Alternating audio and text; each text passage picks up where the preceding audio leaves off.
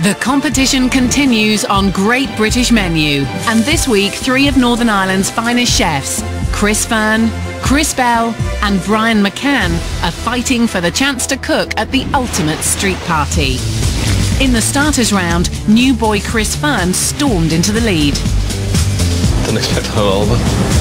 leaving former boss Brian trailing behind. I'm downbeat. I just feel I've let myself down. Scoring them all week is veteran Richard Corrigan. There's so much to fight for here. It's hard enough to watch, never mind compete. Today, it's the fish course, and the 3 dishes coming to blows for a place at the People's Banquet are whole-baked turbot, salmon 3 ways, and hot smoked trout. It's got the potential to be a winner, as I'm going to go in and I'm going to absolutely nail it.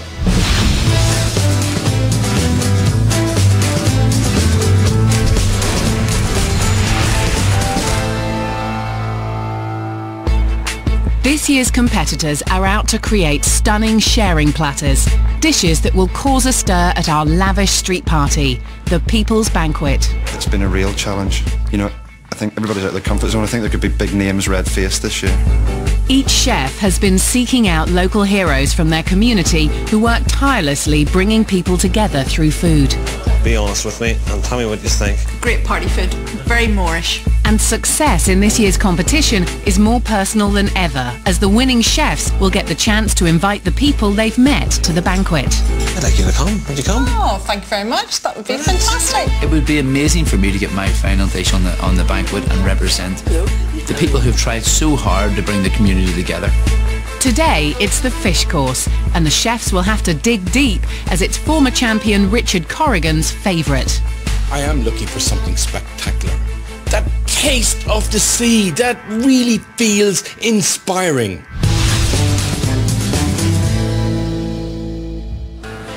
First up is risk-taker Chris Fearn, a brasserie-style chef determined to prove you don't need a fine dining background to go all the way. He surprised everyone with his chicken-in-a-bag starter, a novel dish that earned him 8 points and first place, a position he wants to hold on to today. I believe in this fish course. You know, if I execute it properly, Richard should love it. I'd be gutted if I don't get another good score for this. What is your dish? Well, I'm doing like a potted salmon. I'm just breaking it down with some herbs and cheese and stuff like that and a little bit of fish stock. And I'm going to be piping it back into like a sardine tin. Tin fish. Well, yeah. Meow. And then we're going to go for my version of jellied fish. So it's going to be in a wee jar and I'm going to make cucumber jelly up and I'm going to put it on top. It's brave. Yeah. I love my fish simple, looking like fish. Yeah. And you're going to... Well, what's the difference if it's in a tin or on a piece of bread? It's just for presentation. It's just for a bit of theatre, that's all. Okay. Chris Fearn's hoping for top marks again with his playful platter of cured, jellied and tinned salmon. But will today's quirky theme be a step too far? I really want to taste things simple, beautiful. Salmon in a can. I'm just not too sure about it. Sounds like a supermarket dish. Up next is Chris Bell in second place with 7 points. The only chef to have had a prestigious Michelin star, he's determined to outclass his rivals with straightforward classics, a strategy he thinks will get him all the way to the final. I really want to win this. I'm here to try and win this and do this competition justice, and I'm going to give it everything.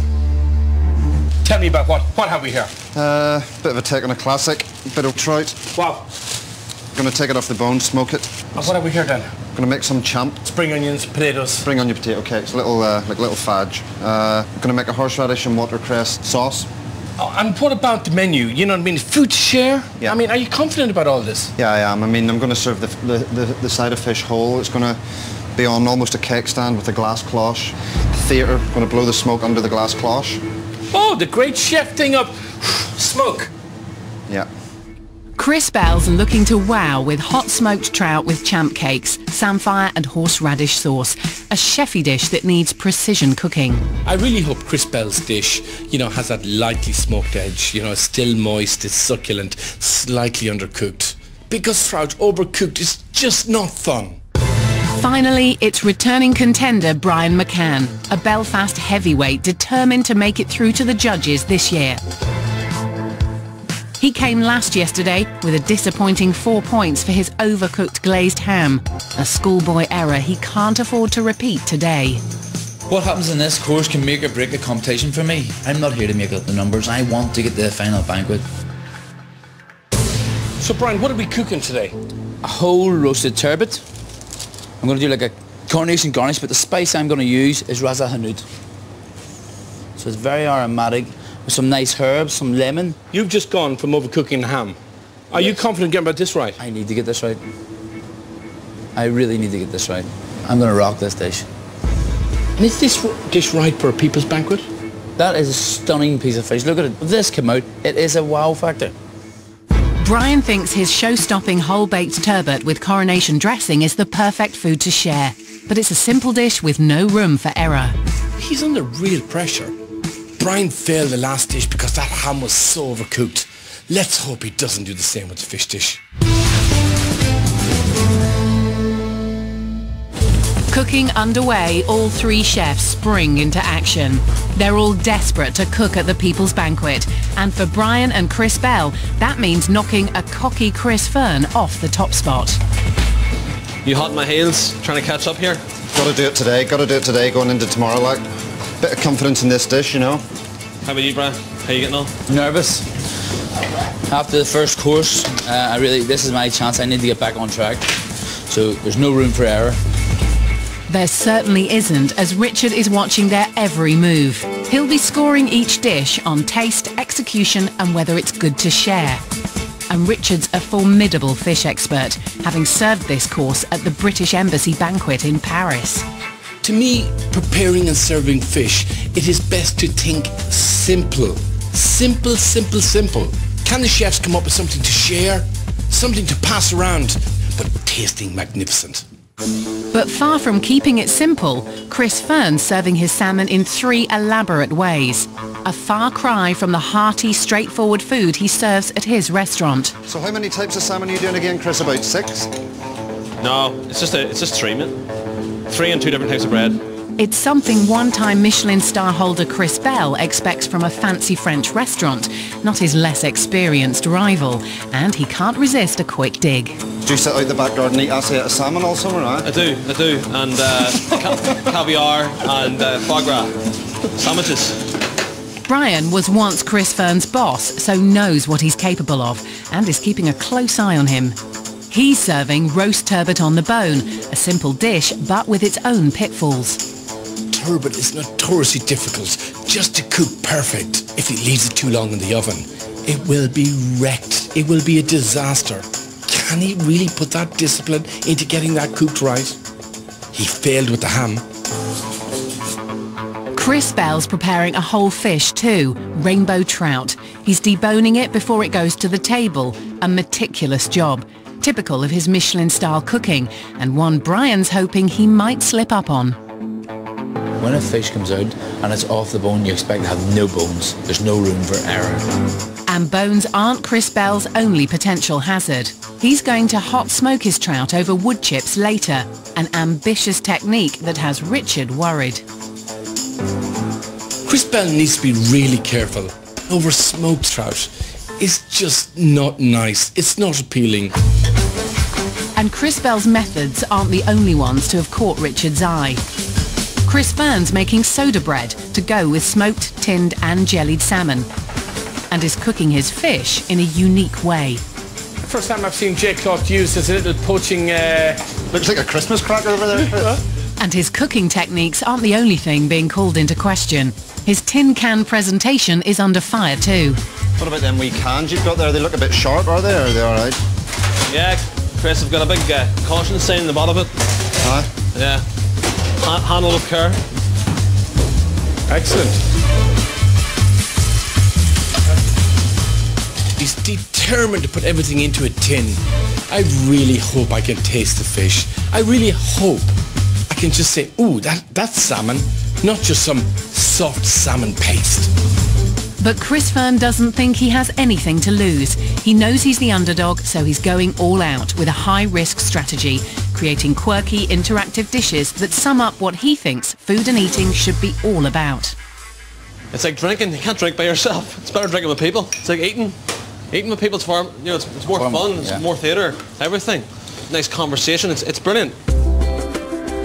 The challenge for each of the chefs this year has been to create stunning sharing platters for the People's Banquet, a magnificent street party celebrating the power of food to unite communities. Chris Fearn travelled to Kilkeel in County Down, home to the largest fishing fleet in Northern Ireland, to meet the driving force behind Morn Cookery School, a fantastic new community project. This cookery school that I'm going to today set up to basically give something back to the community. You know, they're offering a bit of education to people that may not know how to cook properly. We've got some fabulous fish here today. We've a beautiful hake. Local hero Pamela Houston is on a mission to teach people how to cook and revive the struggling fishing community, something close to Chris's heart, being the son of a fisherman and a chef. Times are tough and this is very much a project sort of to reinvigorate the local community, to say be proud of your heritage, be proud of the types of fish that we have and the great seafood that we have. It's something for the local people. And it's proving to be a hit with everyone in the community, from the fishermen's wives to first-time cooks. I know what it's like to bring up two girls in a low income, so the like of this today is very good. And you like the fish? I love fish, but I'm not very good at cooking it. No. That's the problem, you know, that's why I'm here. Oh, how are you getting on, boys? You still got all your fingers? Huh? Nervous. Nervous? What are you getting nervous about? It's only a fish. I know it is. Don't let the fish get you. Inspired, Chris is keen to find out what these newly converted fish fans make of his potted salmon. The theme is food to share, bringing people together, like the old street parties, and, you know, have a bit of fun and make a celebration out of it all. After we get this done, I need you guys to give me a bit of feedback, your honest opinion on it. Time for the moment of truth. Will they think Chris's fish course is the perfect food to share? All I want you to do is be honest with me and tell me what you think. Lovely. It's gorgeous. First time I ever tasted salmon in my life and it's lovely. Great party food. Very Moorish. That's high praise all round, and Chris has a surprise up his sleeve in return. An invite to the People's Banquet, should he win. I'd like you to come. Would you come? Oh, thank you very much. That would be fantastic. Magic. Excellent. Magic. Brilliant. Well, fingers crossed now. Oh, well, you've got the whole of Kilkeel behind you, Happy Chris. days. Okay. Well, listen. All the Good luck. best. All the best. Take care. See you later on, all right? Bye. Now, seeing this, it gives me more of an incentive, you know, to really push to get on to the final now. To you know, give something back to the community. To give these people that are working hard an opportunity to, you know, put their feet up and, you know, let their hair down and enjoy themselves. It's an incentive that's driving all three chefs to get a dish on the banquet. It's important to reward these guys that are doing work within their communities, because it's almost taken for granted sometimes, isn't it? You know, they're grafting away in the background doing stuff for people. And Yeah, so the banquet's a great idea, you know, bringing the community together. Anybody who makes some sort of effort to get other people, you know, it's great to sort of give something back to them, isn't it? aye, definitely. Three chefs are busy preparing three very different fish courses, each hoping theirs will be the one to represent Northern Ireland at the People's Banquet. Starter winner Chris Fearn hopes to hold on to his lead with his risky three ways with salmon. Chris Bell's desperate to overtake him with a typically chefy hot smoked trout. And Brian's keeping it simple with roast turbot and coronation-style dressing. Dishing out the scores is former champion Richard Corrigan, whose job it is to decide which two chefs will face the judges on Friday, a job he takes very seriously. I think there's some surprises here today. Some chefs will be terribly disappointed. When you make errors at this level of cooking, you will be punished.